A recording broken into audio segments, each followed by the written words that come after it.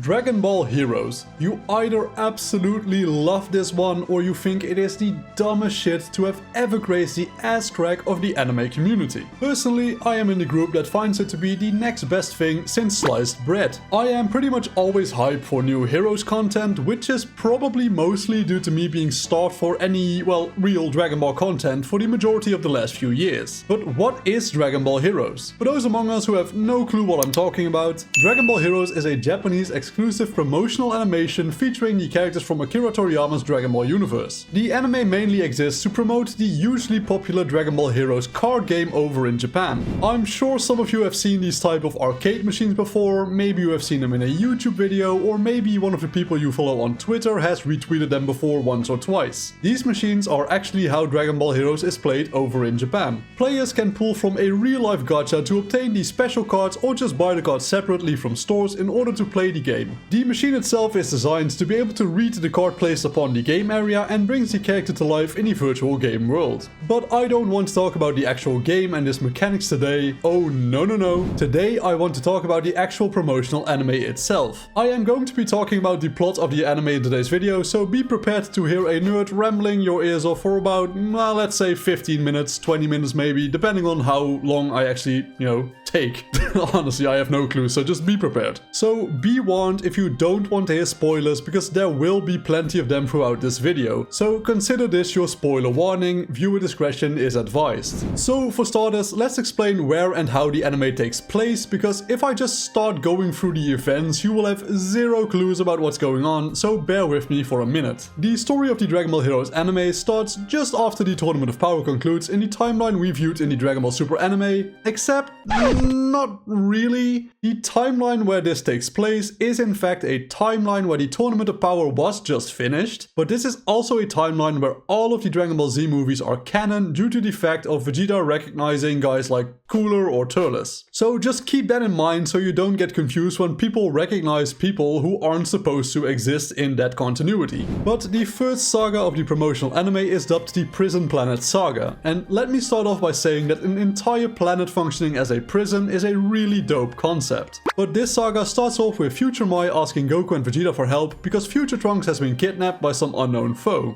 The trio venture into the prison planet and meet another Goku. This is Xeno Goku. To keep things simple, this is a Goku from a timeline where all of the Dragon Ball Z movies happened and the timeline split off into the GT storyline instead of the Super storyline. This Goku is a part of the so-called Time Patrol, the same organization we see featured in the Dragon Ball Xenoverse games. The single best thing of this saga is by far the insane amount of fan service we get. Dragon Ball Heroes is really just a fan project made and licensed with actual legit Dragon Ball content. Let me just summarize what kind of cool stuff we get in this saga. We get the introduction of an ancient evil Saiyan called Cumber who can corrupt others with his evil ki. It's also cool to mention that Cumber recognizes the Super Saiyan God form, which hints towards him being one of the evil Saiyans who actually fought against the original Super Saiyan God Yamoshi. We get to see a Super Saiyan 4 Vegito fight against a golden great ape Cumber, and shit like this was the wet dream of every Dragon Ball fan ever. This is just like, those Pokemon rumors you used to tell your mates about during recess all the way back, except this time it's actually real and animated. We also get the introduction of the main antagonist Fu, who has ties to the Dragon Ball Xenoverse franchise as well, but this will come up a bit later. And to top this all off, we get the introduction of 5 mysterious characters who will be the antagonists of the next saga, including not other than Zamasu making his return. The Prison Planet Saga is a great introduction to the Dragon Ball Heroes franchise. However, one thing to keep in mind is that this is a promotional anime, which means that each episode is only about, 8 to 9 minutes long. The next saga is a direct sequel to the Prison Planet Saga called the Universal Conflict Saga, and man, this one is a banger for real. This saga starts off right as the gang has escaped the prison planet and arrive at Beerus' planet. The Supreme Kai of Universe 6 arrives and comes with the shocking news that they are in fact under attack. We get to see Hit, Kabe, Kill and Caulifla fight against 2 Tuffle Neo machines called Kami and Oren. Now, I love the fact that we get essentially 2 members of the same quote-unquote race as Baby from Dragon Ball GT. They're all Tuffles. However, Universe 6 is getting their ass handed to them thanks to Kill and Caulifla being possessed by Kami and Orin. Trunks ends up blowing Kill's back the fuck out because he is about that fuck life, and they are interrupted by the leader of the new villains, Hearts. Hearts explains their goal is to use the Universe Seed to destroy the gods and Omni King altogether, freeing all mortals from the,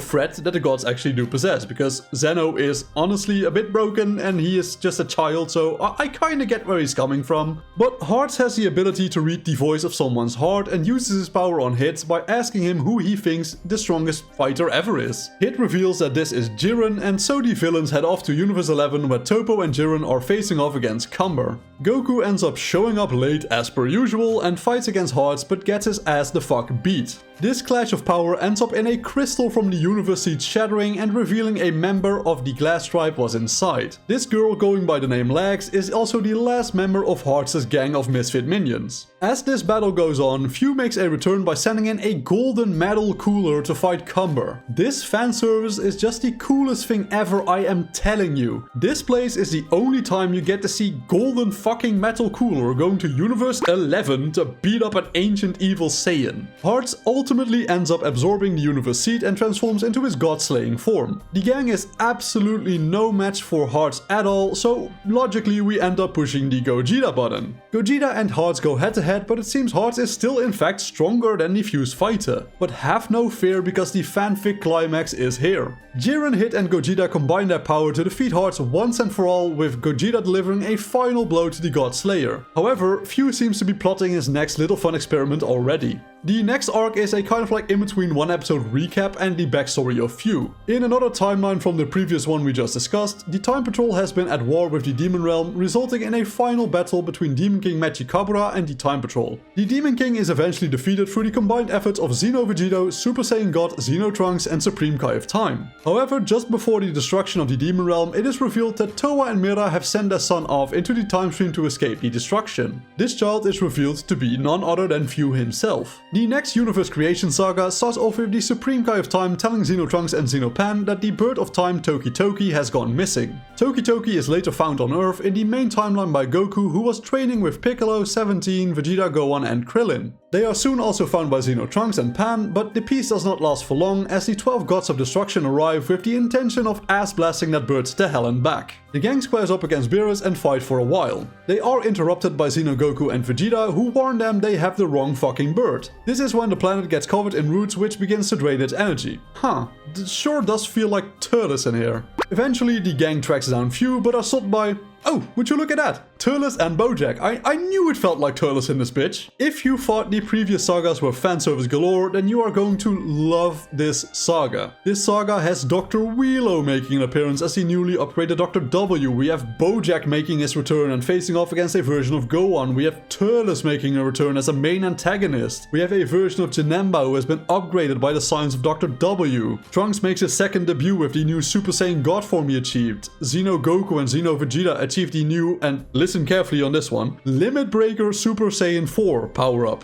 Yeah, they're not the best at naming things, but trust me, it looks fucking cool. We also get to see Towa and Mira make a return. And we get to see our main timeline counterparts of Goku and Vegeta fuse into Super Saiyan Blue Vegito and beat Few. However, Few does not remain beaten for long. Towa and Mira arrive and imbue Few with the dark factor that once belonged to the Demon King Mechikabura. Few uses his newly attained powers to recreate the destroyed Universe 3, and the gang just proves no match for him, but oh, what's this? I think it's fusion time, baby! Xeno Limit Breaker Super Saiyan 4 Vegito portals into the scene and starts throwing hands with Few. Meanwhile, we see an alternate version of Dragon Ball Z Broly awaken in an unknown location. Broly, being a hard-ass savage, arrives and interrupts their fight, but gets his ass handed to him by Xeno Vegito. Just according to Keikaku, said Broly, as he ass pulls his way into Limit Breaker Super Saiyan 4. He somehow manages to pummel both Xeno Vegito and normal Vegito, but Xeno Vegito slips away to fight Few as Broly, Hearts, Turles, Dr. W and all of the others are enveloped by a big energy wave. Xeno Vegito discovers Few has created his new universe and transported everyone to it.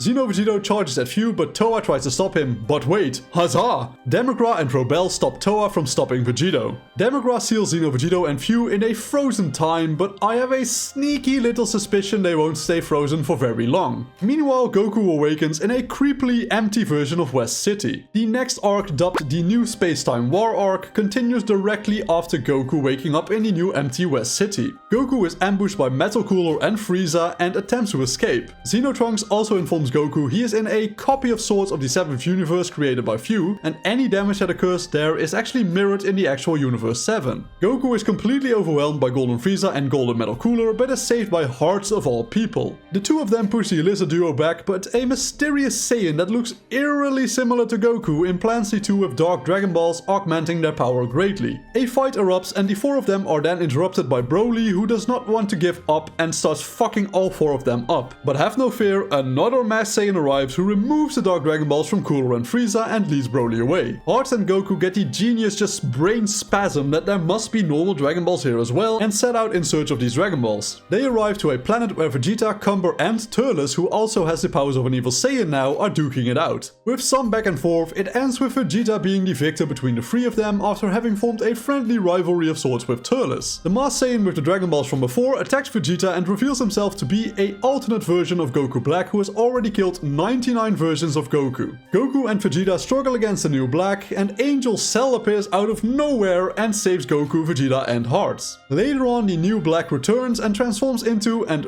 really listen to this one, Super Saiyan Full Power Rose 3. Yeah, I'm not bullshitting anything here, this is all legit in the anime. This new form of Black battles Super Saiyan Blue Evolution Gogeta and eventually loses. If you did not have a throbbing hard cock during this scene, I don't know what's wrong with you. Honestly, I don't know, go see a therapist. But remember Demagra sealing Fu in time? Yeah, he kinda got out, and in a burst of glory the two Gokus managed to defeat Fu once and for all. However, the cloaked Saiyan who saved Goku from Frieza and Cooler is revealed to be reporting back to a mysterious alien woman. The next arc is called the Supreme Kai of Time arc and is all in the style of a multiversal, multi-timeline tournament where only one timeline will remain in the end. The blue woman from before turns out to be the previous Supreme Kai of Time, Ios. In this tournament, multiple timelines have been summoned to fight for survival, as only one timeline should be allowed to exist according to Ios. The fighters chosen from our timeline are none other than Goku, Gohan, Piccolo, Vegeta, Hit, Jiren and the sex god himself, Yamcha. During this tournament, the team faces off against the masked fighters that serve Ios, which turn out to be fallen warriors from timelines where they should have died. We have a Bardock who was rescued from before Frieza killed him, who also faces off against UI Goku with his Dark Energy Super Saiyan freeform.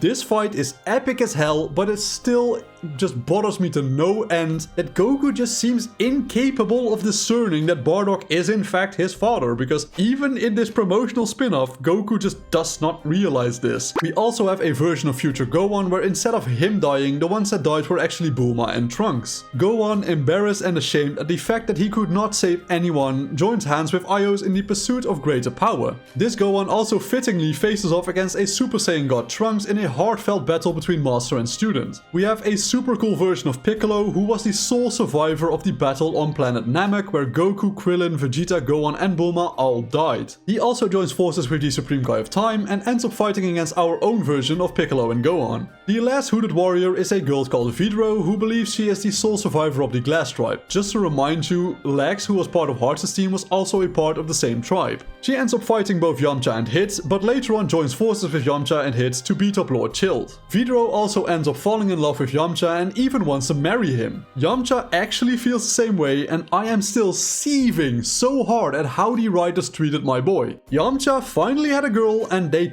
took that from him. I will never forgive the Japanese for this transgression. Justice for my man Yamcha. However, Ios' plans get interrupted by Demagra, who has realized he has not had enough screen time, so he comes and crashes the party. He ends up being defeated by Goku, Bardock and Future Gohan, performing the single greatest family Kamehameha ever. The saga comes to a fitting end with a friendly version of the tournament, which ends with our Goku managing to defeat his Xeno counterpart. And the current last saga in the series, which is being animated, is the Demon Invader saga, which revolves around the elusive Majin Ozoto and his sinister plans. Now, if all of this felt like a fever dream to you, then don't worry, that's totally reasonable. This anime jumps all over the place, and I don't blame you for not completely understanding all of it with my very abridged explanation of events. Dragon Ball Heroes is just really one of those shows you either really like, or you just don't care for it at all. Even the actual Dragon Ball fandom is usually divided between these extremes. The entire reason I even made this video was to just simply give people a sneak peek into what they can expect if they want to explore the world of Dragon Ball Heroes for themselves. Because aside from the promotional anime, there are also official mangas which do expand on things a little. However, with that being said, ladies and gentlemen, thank you so much for watching today's video, and I will see you again in the next video. Peace out.